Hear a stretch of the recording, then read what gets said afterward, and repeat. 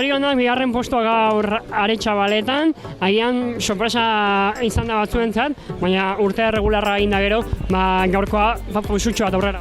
Bai, egia esan udan bai hain naizela bilatzen pedal kolpeoi eta pauso bat aurrera eman detela. Banekin ondo netorrela bai Madridik eta bai Zamoratik, eta penakin hor ez deula lortu guztiz rematatzea, baina ikusten da pauso bat aurrera eman detela eta horrekin guztua. Azkenean, irabazi ezun esprinta, talde handi batena zen, eki aurretik iritsia, baina atzetik, segundu gutxitara oso talde handi antolatu da Ramango jetxia eta gero.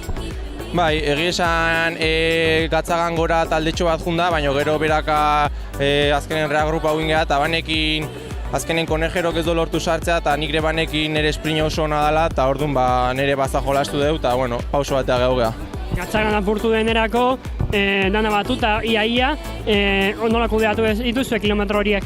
Bai taldea saiatu dela beti jendea aurrea bialtzen, baina azkenen Kajarrualek karrera oso kontrolauta emando lehenengo paso eta gero.